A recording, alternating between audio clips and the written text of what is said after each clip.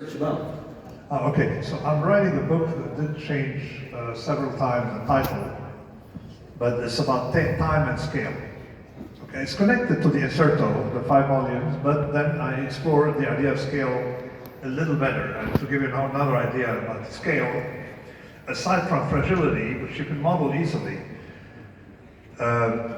you have that idea that if you live in a small village, you run into the same person 150 times a week, you see?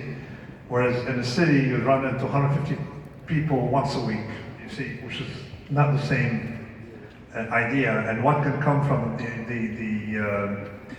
the errors we make when it comes to scale. Why things can work for a family, but not a community. Why things can work for a community, but not a family. So that's part of my next book. So there's the error of scale, and then there's the error of time. The error of time, so I'm sort of exploring the topics of the Black Swan and going deeper, and that mistake we made was time. Is that the problem is that with time, we try to project the past in a certain way, but there are signals in the past. Like I give you now a signal about Asia, okay? It'd be, you cannot ignore the signals. Like you have a truck facing you, moving slowly towards you, and you can't say, oh, I'm fooled by randomness, it may change course.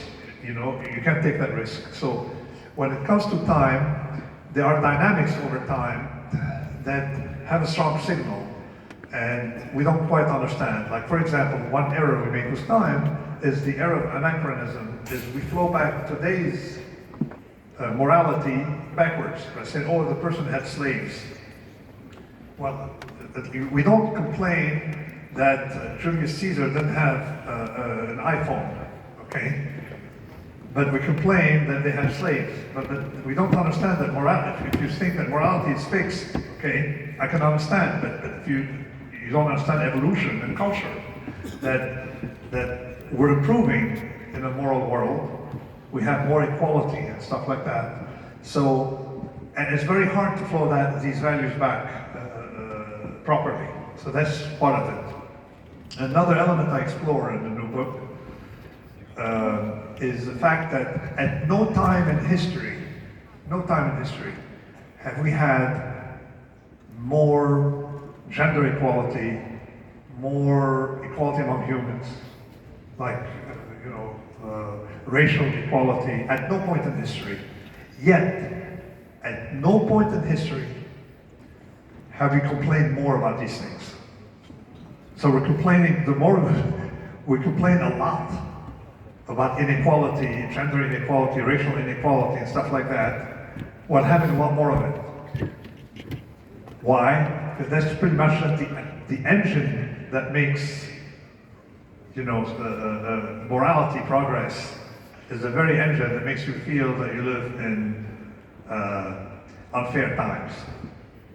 And that's at the core of the generator. So like people saw it, like in Russia, the serfs were not complaining at all about their condition. Then you Tsar Alexander, freedom. He read books, he went to Paris, read French books, came back and freed the serfs. What happened to him? He was killed. Why? Because they say, oh, it's not enough. Whereas before nobody was complaining, or few were complaining. So what happened is that engine of dissatisfaction with the system, like a treadmill, is what is moving us forward in humanistic values and fairness and equality. But all of that, I thought I had a sexy title called The Lydian Stone, or the stone from Lydia. But I won't explain why I picked that title.